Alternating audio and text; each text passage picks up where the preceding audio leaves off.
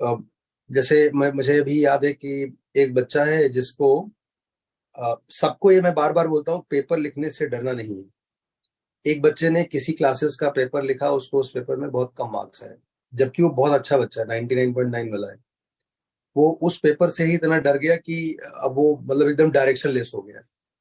मतलब direction less मतलब उसको भी कुछ किसी का सुनना नहीं है, वो अपने मन से ही कर रहा है। तो किसी भी खराब पेपर का ये इम्पैक्ट होता है। और पेपर का पर्पस ये है कि आपको एलिवेट करना, उसे नीचे नहीं जाना होता। तो अगर कोई पेपर आपके मोटिवेशन को, आपके इंटरेस्ट को कम कर रहा है, तो ऐसे पेपर को भूल जाना और नमस्ते कर लो दूर से। अगले 2 वीक मतलब तुम्हारे पास तुम्हारे एक्चुअल वर्ल्ड कप के लिए 2 ही वीक बचे हैं। ऑनेस्टली इसे 2 ही वीक समझे, तो 2 ही वीक बचे हैं ना। हाँ, दो ही। यस। यस। तो इस 2 वीक में क्या नहीं करना चाहिए और क्या करना चाहिए। नहीं करना चाहिए क्या पार्ट है, आप कोई भी ऐसा काम मत करो जिससे आपको डिमोटिवेशन मिले। किसी भी ऐसे बच्चे या टीचर या ग्रुप ऑफ पीपल से ना मिलो जिससे आपको डिस्करेजिंग मैसेज मिले।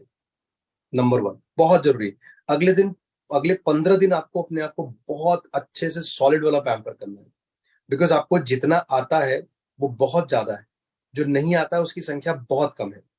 तो मतलब किसी भी बड़े बर्तन में दूध को खराब करने के लिए उतनी ही साइज का बर्तन का नींबू नहीं चाहिए, थोड़ा सा भी मामला गड़बड़ कर सकता है। तो अभी आपको ये ध्यान रखना है कि कोई भी थोड़ी सी भी नेगेटिव चीज आपका मूड स्पॉइल ना करे। नंबर 1। नंबर 2, आपने पूरे पेपर्स लिख लिए हैं इस वीक में। 2012 से लेकर के पीछे वाला मतलब 2006 5 तक जा सकते हो।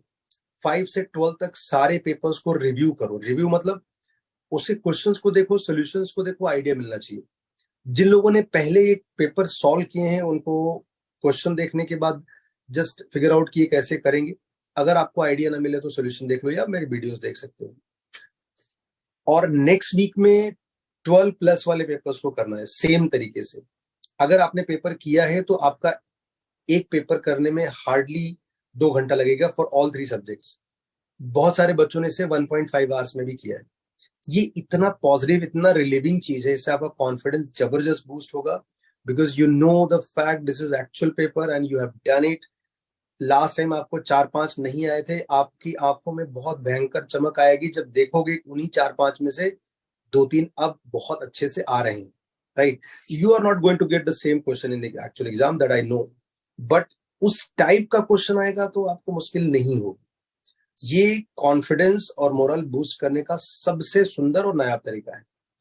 आप इसे उल्टा मत करना सीक्वेंस, बिकॉज 12- वाले जो पेपर थोड़े ओल्ड हैं और 12+ वाले थोड़े से रीसेंट अपडेट वाले हैं, तो इसको अगले वीक में करना। अगर किसी बच्चे को कोई चैप्टर किसी सब्जेक्ट का 1-2 पढ़ना है, बैकलॉग क्लियर करना है, वो इसी वीक में कर लिया। नेक्स्ट वीक में आपको ये सब करने का एडवाइस नहीं देना चाहिए। और अगले वीक में, इस वीक में जितना भी नया काम करना चाहते हो इस PYQ के अलावा वो कर सकते हो। अगले वीक ऑनवर्ड आपको कुछ भी नया, कितना भी सुंदर सीट है, कितना भी धमाकेदार क्वेश्चन बैंक है, अगर वो नया है तो नहीं करना चाहिए। क्योंकि उससे आपको एक डर दिमाग में बैठ सकता है, जैसे मैंने बताया वो बच्चे का। तो मतलब छोटी सी चीज ने बड़ा काम कर दिया उसका। भाई किसी क्लासेस का paper, that class is not going to, उसका आइडिया था कि सब सबको अच्छा है, मेरे ही खाली खराब है। तो आई एम सेइंग ना कि आपका पर्पस, जो पेपर जिसने बनाया था उसका पर्पस सॉल्व हो गया। कंपटीशन होता है, मतलब there are many things to. तो आपको ऐसे किसी भी XYZ क्लासेस के पेपर से घबराना नहीं चाहिए। उन पेपर का मेन पर्पस होता है कि वो they are trying to address ऊपर के 2-3 बच्चों को। उन बच्चों के लिए कैसे भी पेपर दोगे वो कर देंगे।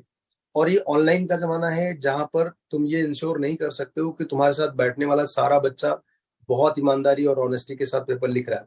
तो आपके रैंक जो आ रहे हैं, आपने उसको सच मान करके आप ये दिखा दिया कि आप बुद्धू हो, आप डिमोटिवेट हो गए, जबकि बीच में 50 लोगों ने पेपर बिल्कुल ईमानदारी से नहीं लिखा था। तो आपने ये इंश्योर नहीं किया, ये पता नहीं किया और अपने ही तलवार से अपना हाथ काट लिया, ये गलत मेरी बात। तो एलन में 1000 रैंक आई थी, 2500 में। उससे कुछ फर्क नहीं पड़ता है। मैं कह रहा हूँ अगर तुम पिछले 10 साल का रैंक लिस्ट निकाल के देखो किसी क्लासेस का और एक्चुअल IIT का, तो इट डजंट मैच, बहुत बहुत चेंज आता है। मैंने बताया था अरिजीत जैन वाले बैच में जिस बच्चे का फर्स्ट रैंक आता था थ्रू आउट 2 years, उसका एक्चुअल रैंक आया था 589, और अरिजीत जिसको टॉप 10 में भी कभी नहीं आया तो उसका रैंक था 53। तो इसका कोई फर्क नहीं पड़ता। पेपर से सिर्फ आपका टेम्परामेंट सेट होना चाहिए। अगर आपका टेम्परामेंट खराब होता है उससे, नमस्ते करो पेपर को ऐसे। और अभी तो इस हफ्ते के बाद वो भी उसके लिए ऑप्शन भी नहीं खुला। इस हफ्ते के बाद आपको ऐसा कुछ नहीं करना है। डेली 3 hours का पेपर लिखना बहुत अच्छा है, बहुत जरूरी है। इससे आपको एक टेम्पो मिलेगा, और पीवाई क्यू ही होना चाहिए। सारे पीवाई क्यू खत्म हो गए तो आप ऑल्टरनेट डे कोई गाइडेड पेपर जो टीचर रिकमेंड करे वो कर सकते हो। टीचर मतलब जो तुम्हें टीचर जानता है अच्छे से। उसका मेन पर्पज ये होगा कोई ऐसा पेपर ना दे जो मतलब आपका मूड स्पॉइल करे। हर एक बच्चे के लिए एक अलग टेस्ट होता है। सब एक जैसे टेस्ट लिखेंगे तो सबका अलग अलग फीडबैक आएगा। It has to be guided paper. And अगर कोई ऐसा टीचर नहीं मिल रहा तुमको या तुम्हें कंफ्यूजन है तो पीवाई क्यू कर लो फिर से, 12 माइनस या 12 प्लस वाले में से। इस वीक में 12 प्लस का रिव्यू करना ही तो आप उसमें भी अपने आप को बिजी कर सकते हो। ठीक है, चलो, thank you, bye bye, do तो वेल। इस हफ्ते में मतलब कौन से करने हैं? 12 प्लस वाले? 12 प्लस वाले मतलब हम लोग तो नेक्स्ट 12 टाइम, नेक्स्ट वीक में। ओके इस वीक में 12 माइनस, नेक्स्ट वीक में 12 प्लस। ओके ओके ठीक। ठीक है, क्लियर है? हाँ सर। चलो बाय बाय, यस कल मिलते हैं। सर।